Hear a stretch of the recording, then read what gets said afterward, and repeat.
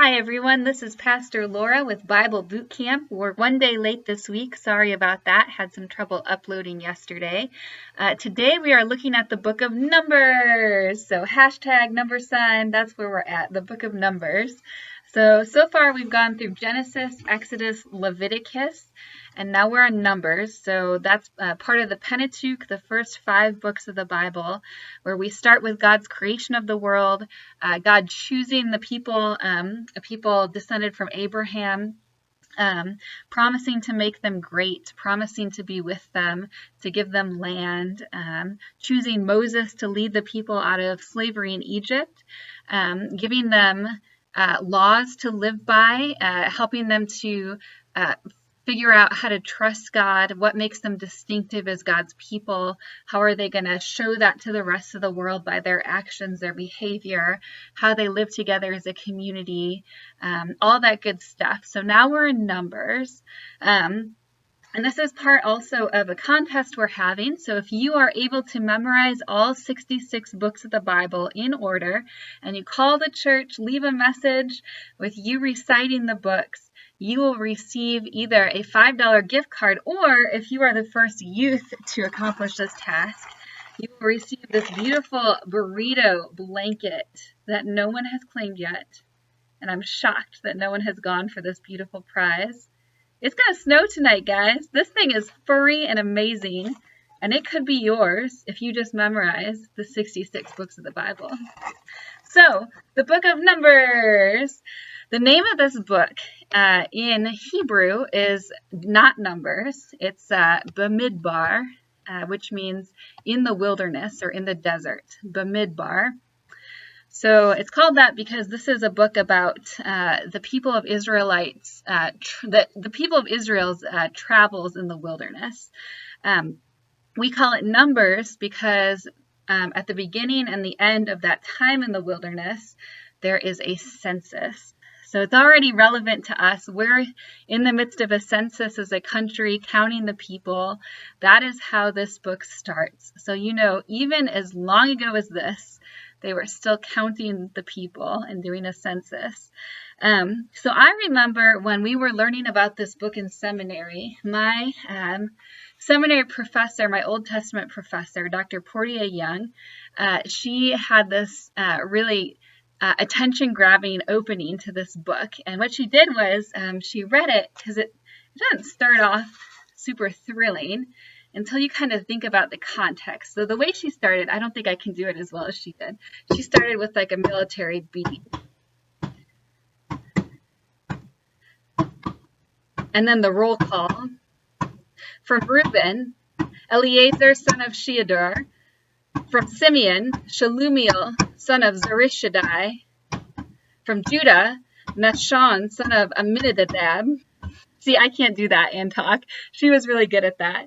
But if you read this book and you imagine this roll call of names, the census that they're taking, this is a military census. So the people are preparing to go into this land of Canaan that God has promised them. They've come through the wilderness. They've come from Egypt. They've traveled so far, and they are almost at their destination. And now they're preparing to go into the land to take it over. And this is essentially a military roll call. So they are listing all of the people who are in the various tribes of the group of people, and the people who are able to serve in the army. So all the men 20 years or more who were able to serve in the army were listed by name, one by one, according to the records of their clans and families.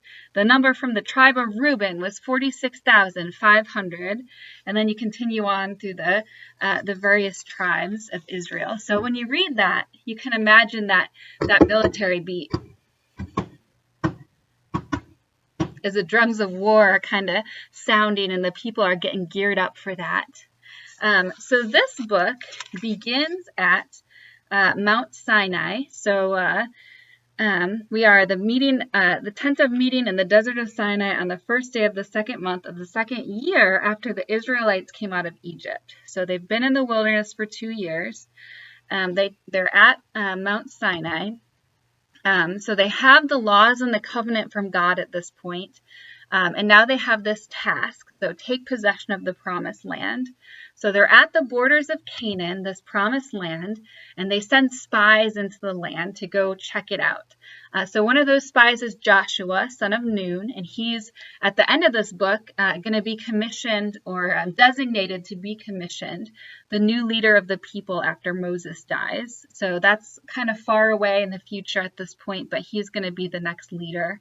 And of course, there's a book of the Bible named after him in a couple books after this one. The other spy is Caleb. And so the spies go into the land and they come back and they give this report that the people in the land are really, really scary. They're strong. They're well organized. This is kind of a scary thing. So the Israelites hear this report of the spies and they're like, no way in heck are we going to go fight these people. Even if God wants us to, we're not going to do that because you know what? We could have just died in Egypt, or we might as well just died wandering in this wilderness because we're going to go die if we try to fight these Canaanites.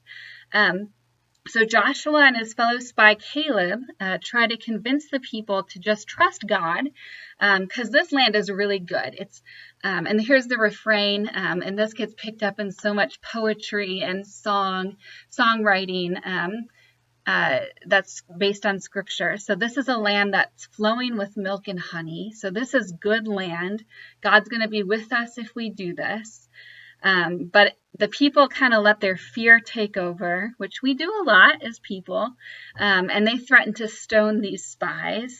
They don't want to hear that this is possible. They just want to rest in that fear that they've got. So God's really angry at this. God's like, I could just kill all these people right here, right now. And Moses goes to God, and as so often Moses does, Moses and God have a relationship where they can have frank conversations. So Moses says, hey, God, if you kill these people, the Egyptians are going to hear about it, and they're going to doubt you. And so God agrees to forgive the people. But then says, the consequence for this is that the older generation, the ones that came out of Egypt, the ones who are doubting, are going to live the rest of their lives in this wilderness. They're never going to actually go into the land and see it and be there for themselves. And the new generation is going to be the one that's going to grow up and take over this task that I've given to the people. So there is a consequence. The people aren't going to get to see this land with their own eyes. So it's interesting because there's this sense like, God wanted to take revenge on these people or kill them for disagreeing. But there's always that tension that God is always ready to forgive. And it doesn't take much for God to forgive. Moses just asks for it and God offers it. You know what? There's going to be consequences for disobedience, but I do forgive you and I will continue to be with you. So ultimately, this story is mercy, God's mercy. So also in this book, there's sections about priestly responsibilities, priestly duties.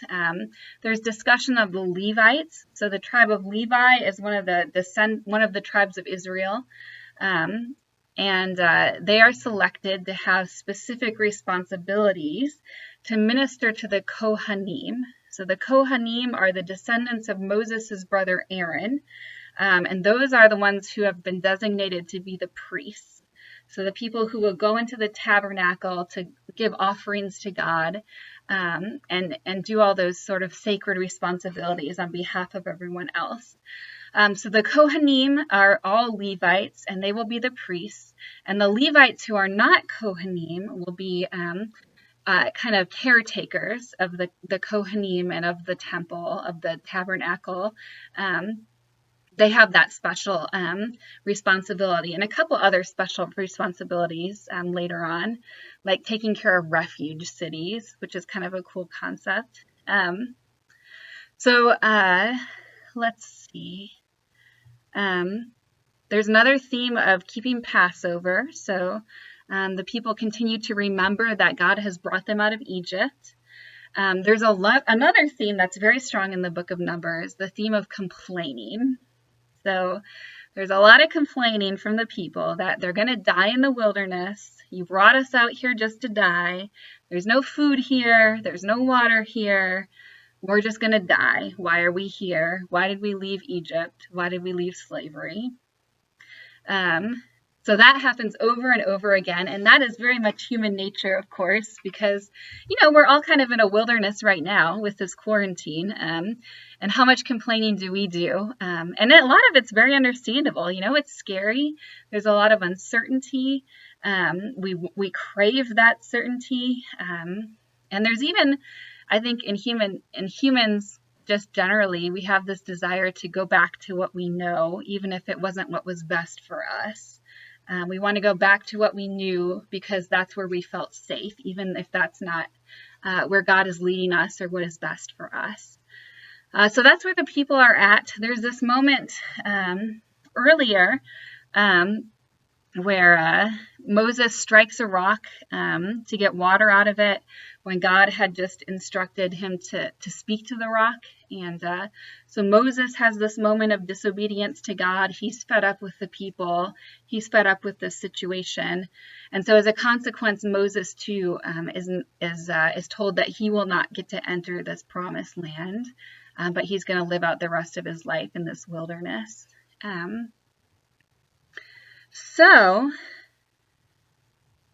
Part I want to uplift in the book of Numbers chapter 27. So this is the story of the daughters of Zelophehad. So Zelophehad passes away. He's one of the Israelite men. And so the daughters of Zelophehad, their names were Mahlah, Noah, Hoglah, Milcah, and Tirzah. They approached the entrance of the tent of meeting and stood before Moses, Eleazar the priest, the leaders, and the whole assembly, and said, "Our father died in the desert. He was not among Korah's followers." So Korah was a man who kind of rebelled and disobeyed God, and so he and his followers were struck down. But he died for his own sin, and he left no sons. Why should our father's name disappear from his clan because he had no son? Give us property among our father's relatives. So the law was, the expectation was, this man died, he had no sons, his daughters can't inherit his property. That was pretty standard at that time. And so these women come before all the leaders of the people of Israel, and they stand up and they say, "Hey, we want his property. We don't want his name to die out." So Moses brought their case before the Lord, and the Lord said to him, "What Zelophehad's daughters are saying is right. You must certainly give them property as an inheritance among their father's relatives, and turn their father's inheritance over to them. Say to the Israelites, if a man dies and leaves no son, turn his inheritance over to his daughter."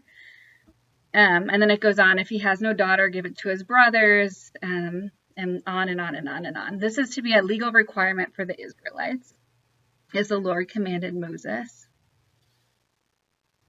So I really like that law. I really like that part of this story for a couple of reasons. One, because Moses shows a lot of humility and openness by, these women come to him, they bring this issue, and Moses admits that he doesn't know the answer. And it would have been very easy for him to say, you know what, you guys are women, you can't inherit, so be it, that's the end of that. But instead he admits he doesn't know. He goes to God and he asks God, what should I do? And so I think that's good guidance for us. It's easy for us to, people bring us ethical dilemmas, or we face ethical dilemmas or questions of what's right and what's wrong. And the best thing to do in those situations, bring it to God, consult. Don't just assume that we know the right answer based on what we already think we know. Also, you have this continuing theme of the strength of the Israelite women. So this tradition of women speaking up, taking leadership. Last time we read about Shiphrah and Puah, I guess it was 2 times ago, Shiphrah and Puah, the midwives, and how they stood up for what was right. And here you have more women standing up, taking leadership, bringing up issues, speaking up, even in this setting where men are usually the leaders. So this is a great story, and that is Numbers chapter 27. It's a brief section, so I encourage you to read that. I also like that, this is all a constant conversation between God and God's people. Moses is always talking to God. The people are bringing up concerns. They're all working this out together. It's not just God dictating the rules. This is God wanting to have relationship, wanting people to bring concerns, problems, issues, questions, and responding when people bring those to God. So right after this, God tells Moses to climb a mountain to look out and to see the land that God's going to give to the people. And that after he sees it, he's going to die. And so that's part of that consequence for his earlier disobedience. So again, there's that tension. On the one hand, Moses faces consequences for not trusting God. On the other hand, Moses and God still talk all the time. God has always been close to Moses. God has never left Moses. God is still taking care of Moses despite that disobedience and despite those consequences. I think Moses probably can die in peace, that he is still very much with God and God's friend. So Moses is going to die, and God instructs him to commission Joshua to lead the people after him. And so after this, we'll have the book of Deuteronomy, Joshua, and then the book of Joshua. So then we go on with instructions about celebrating Passover, the festival of the harvest, the Sabbath, the festival of the trumpets, the Day of Atonement, the festival of the shelters, all these holidays and festivals that Jews today still celebrate. So the people get lots of opportunities for rest, lots of opportunities to remember God's place in their lives and what God has done for them. And that's how they're going to sort of order their lives around these times to remember and pay attention to God and to rest. It also talks about how the Israelites are going to use and divide up this land of Canaan that they're going to take. So that is the book of Numbers. There's lots of complaining, lots of focus on this land that's been promised, lots of obedience and disobedience, lots of kind of talking to God back and forth, figure this whole thing out. And then this whole thing about the consequences of disobedience, yet God's continued faithfulness to the people. So next time we will look at the book of Deuteronomy. That was Numbers, and thank you guys for watching.